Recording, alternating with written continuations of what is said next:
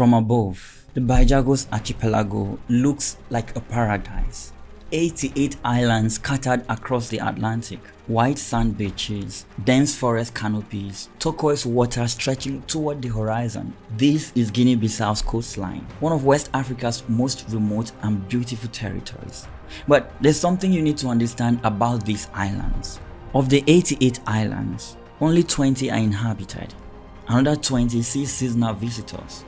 That leaves 48 islands, more than half of the archipelago, completely empty. No people, no police, no government presence whatsoever. Just thick secondary forest, mangrove estuaries, and beaches where the only footprints belong to wildlife. Is the perfect hiding place. Between 2005 and 2007, something strange started happening on these beaches. Fishermen would go out in the morning and find plastic-wrapped packages washed ashore. White powder, tightly packed. They had no idea what it was. Some villagers used this mysterious substance to paint their buildings. Others sprinkled it on football fields to mark the lines. In fact, one community tried using it as fertilizer.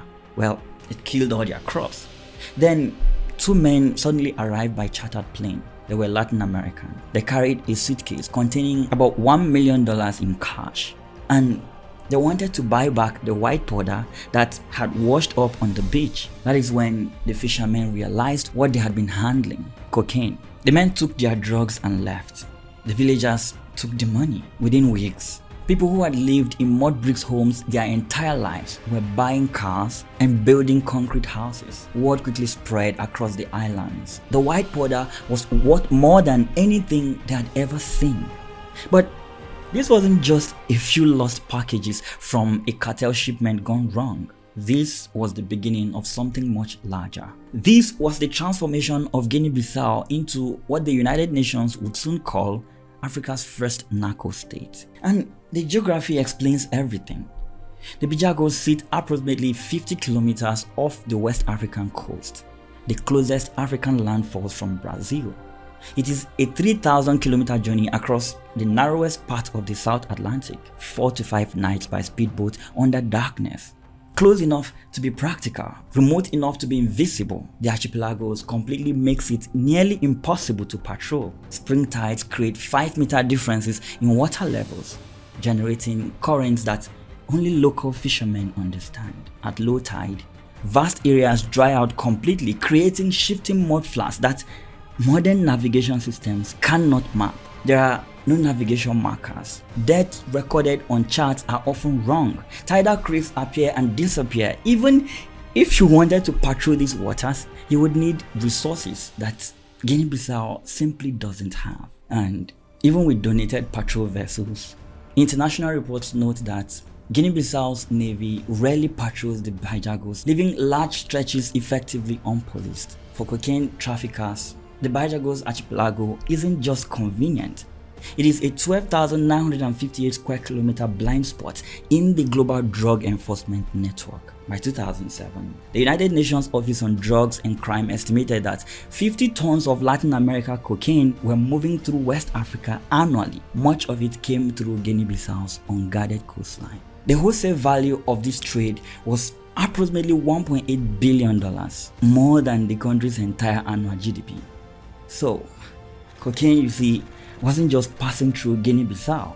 Cocaine was the economy of Guinea-Bissau. But hang on a second, how did we get here? All this island is paradise. Now, to understand how this country became a narco-state, you need to understand its history. Guinea-Bissau gained independence from Portugal in 1974 after an 11-year liberation war. The guerrilla fighters who won that war became the new government and the new military. They had spent over a decade in the bush learning how to operate outside formal structures, how to move weapons and supplies through porous borders, and how to survive on irregular funding. Those skills would prove useful much later. For the first 25 years after independence, Guinea-Bissau stumbled from one crisis to another. There were coups, assassinations, power struggles between military commanders who had become politicians but never stopped thinking like warlords. By the 1990s, sections of the army were already involved in illicit trade. They were selling weapons to separatist rebels in Senegal, smuggling cannabis across borders. This was called self-financing. When government salaries weren't paid for months, officers found other sources of income like cannabis. Then came the Civil War. In 1998, President João Bernardo Vieira accused his Army Chief of Staff, General Ansoumana Mane, of allowing weapons to be sold to rebels in Senegal. Vieira suspended Mane from his position. But Mane did something unthinkable. He responded publicly by accusing Vieira of authorizing those arms smuggling. Then on June 7, 1998, Mane launched a military rebellion. The fighting lasted for 11 months. Over 300,000 people were displaced. The capital, Bissau, was shelled repeatedly. The presidential palace was destroyed.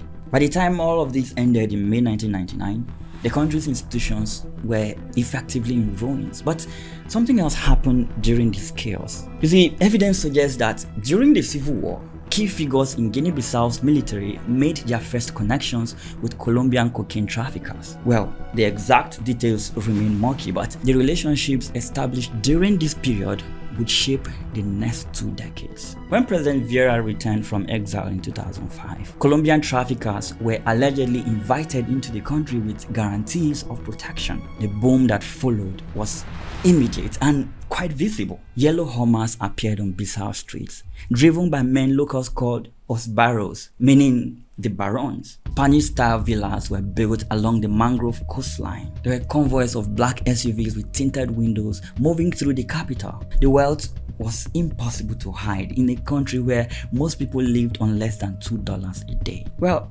police on their part tried to respond. In September 2006, authorities seized 670 kilograms of cocaine and arrested 2 Latin American nationals. But the suspects were soon released and the cocaine disappeared. In April 2007, judicial police seized another 635 kilograms from a consignment believed to total around 2.5 tons that had been flown into a military airstrip in southern Guinea-Bissau. Traffickers escaped with the remainder. Police couldn't pursue. They had no vehicles and no fuel. The pattern was already clear. Police would make seizures and powerful figures would make them disappear. By August 2007, Guinea-Bissau announced it was deploying anti-aircraft artillery to the Bijagos to stop unidentified aircraft suspected of transporting cocaine. Clandestine airstrips had been confirmed on multiple islands. The national road in Kufa was being used as a runway for planes landing from South America. But this cocaine trade wasn't happening despite the government's best effort at curbing it. In fact, it was happening because of the government. In July 2008, Osvaldo Vieira International Airport, Bissau, a Gulfstream 2 jet lands with American registration plates. The pilot is Camilo Vazquez Guerra, a Colombian with an interesting history. 2 years earlier, you see, he had been involved in transporting 5.5 tons of cocaine from Mexico's Sinaloa cartel seized on a DC-9 in Ciudad del Carmen. His brother was arrested. Camilo escaped. Now, he's in Guinea-Bissau. The judicial police received intelligence that cocaine has been unloaded from the plane. They rush to the airport with sniffer dogs. They find traces of drugs, but not the cargo itself. Then something remarkable happens. While police are still searching, military trucks arrive at the tarmac. Soldiers under armed guard load something into the vehicles and drive away. The entire operation is conducted in plain sight of the judicial police, but they couldn't do anything about this. The 3 Venezuelan crew members are arrested. Mexico issues an extradition request. One of them is wanted on drug charges. The paperwork arrives in Bissau, but a judge orders that the suspect be released. They walk out of custody and leave the country. The Gulfstream itself is taken by Africa Air Assistance, a Senegal-based company. Investigators would later link this company to a Boeing 727 found abandoned and burned in northern Mali in November 2009. That was the infamous air cocaine case. That plane had carried 10 tons of cocaine from Venezuela before being touched by traffickers who offloaded the cargo into waiting vehicles. The system worked to protect this illicit trade. Police would discover crimes, evidence would be collected, arrests would be made. Then, all of a sudden, powerful figures would intervene and suspects would simply leave. But then, it gets worse. March 1st, 2009, military headquarters in Bissau. A bomb detonates under the staircase leading to the office of General Batista Tagme. He was the chief of staff of the armed forces. The explosion kills him instantly. This isn't typical for Guinea-Bissau. Coups happen, yes, assassinations happen, but sophisticated remote detonated explosives planted inside military headquarters? Nah, this wasn't Guinea-Bissau. As one army officer noted, this was unseen in Guinea-Bissau. Definitely an invincible hand. The timing of Tagme's death is crucial. You see, 1 week before this assassination, his men discovered 200 kilograms of cocaine hidden inside a military warehouse. 4 suitcases packed tight. Tagme was furious. He ordered an immediate investigation to identify who had stashed the drugs, declaring he would, quote, never accept people hiding behind the uniform to sully the military. He demanded arrest. This wasn't the first time Tagme had interfered with drug operations in Guinea-Bissau. In May 2008, he intercepted a tanker truck carrying 10,000 liters of aviation fuel suspected to be for drug-running planes at an airstrip in Kofa. A month later, he found 60 barrels of aviation fuel hidden on Barbecue Island, clearly intended for refueling cocaine planes hopping in from South America. Tagme's operations were hitting traffickers' logistics. More importantly, they were threatening the interests of powerful Bissau-Guinean partners in the trade. Well, hours after Tagme's assassination, soldiers loyal to him burst into the presidential residence. They find President João Bernardo Vieira trying to flee. They shoot him dead. The military claims it is spontaneous revenge for Tagme's death, but the full story is more complex. You see, both Vieira and Tagme had been individually accused of drug ties by different observers. They had clearly fallen out over the cocaine trade. Tagme's discovery of 200 kilograms in a military hangar appears to have been the final straw. The sophistication of the bomb that killed Tagme suggested involvement far beyond ordinary rivals, likely organized crime elements working with insiders. Tagme's loyalists took brutal retribution on President Vieira, removing a political figure long rumored to be protecting traffickers. However, the violence didn't end there. In June 2009, just 3 months after Vieira's death, armed soldiers assassinated a presidential candidate and 2 former ministers. One of the victims, Basiro Dabo, was killed in his home by masked gunmen. He had been an ally of the late Vieira and was rumored to know too much about drug dealings among the elite. The military justified these murders as preemptive action against a coup attempt. Soldiers flatly refused to be questioned about the killings. By 2010, Guinea-Bissau had earned the grim distinction of being labeled the world's first narco-state. Competition for trafficking routes and profits had become entwined with Guinea-Bissau's internal rivalries. Military officers and politicians formed protection networks, and they were ready to eliminate rivals who threatened their enterprise. Then came the DEA. Everything is calm. Everything is under control. There are no more signs of fighting or resistance. April 12, 2012, General Antonio Njai stages a coup between rounds of a presidential election. Soldiers seize power, arresting the interim president and the leading presidential candidate, Carlos Gomez Jr. International observers believe the coup is motivated by Njai's determination to achieve control of the lucrative cocaine trade. The likely election winner, Gomez Jr., was viewed as someone who might actually crack down on trafficking.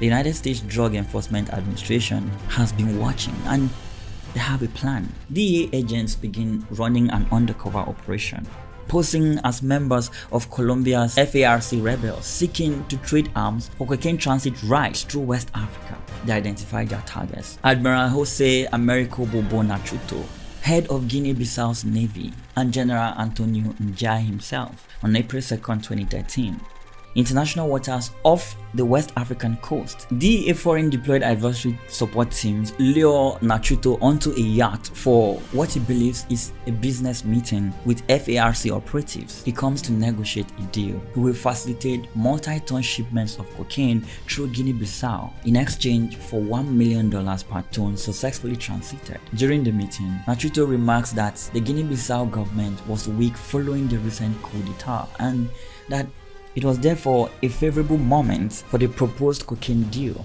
This was all recorded. Well, mid-negotiation, DEA agents arrest him. Machuto is flown to New York to face narco-terrorism charges. Days later, sealed charges are unsealed against General Njai himself, accusing him of conspiring to stockpile FARC cocaine and sell surface-to-air missiles to the Colombian guerrilla group. But Njai remains in Guinea-Bissau, protected. He is dismissed as Chief of Staff in September 2014, but announces he will devote himself to farming. He effectively disappears from public life. Machuto is convicted in US federal court and sentenced to 4 years in prison. And now, here's where this story takes a disturbing turn. See, in 2016, Machuto is released and returns to Guinea-Bissau. He receives a hero's welcome. Crowds celebrate him. In fact, some officials greet him publicly. A convicted drug kingpin returns not in shame but in triumph. February 29, 2020, the inauguration of President Umaru Sissoco Embalo. A photograph is taken on the steps of the presidential palace. President Embalo stands with a small group of high-ranking officers. 3 of them have been indicted in the United States for drug trafficking and placed on international sanctions list. One of them, dressed in civilian clothes, is General Antonio Njai. The US State Department has offered a $5 million reward for information leading to Njai's arrest, but he lives openly in Guinea-Bissau, reportedly retired to a cashew farm in Mansau. The protection network that controls the cocaine trade has proven remarkably resilient. Individual traffickers can be removed, but the underlying structure remains intact and adaptive. November 27, 2021, Frankfurt, Germany. An alleged Italian emissary sits down with Malam Bakai Sanha Jr., the 52-year-old son of Guinea-Bissau's late president Malam Bakai Sanha. The meeting is about cocaine, specifically moving it from South America to Europe via Africa, possibly through Portugal.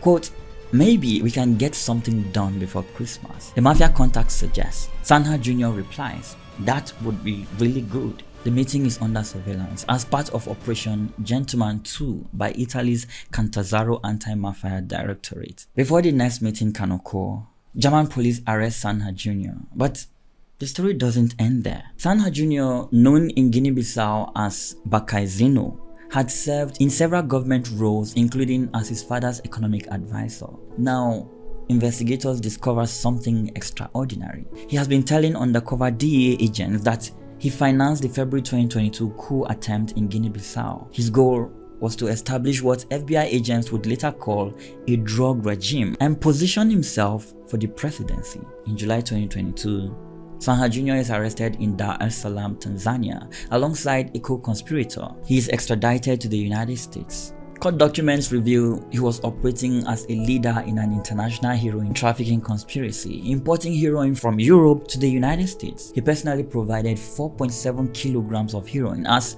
part of the conspiracy. In March 2024, a US federal court sentences him to more than 6.5 years in prison. In August 2025, the Global Initiative Against Transnational Organized Crime releases a report with a stark conclusion. Quote, "Bissau's cocaine market is more profitable than any point in the country's history."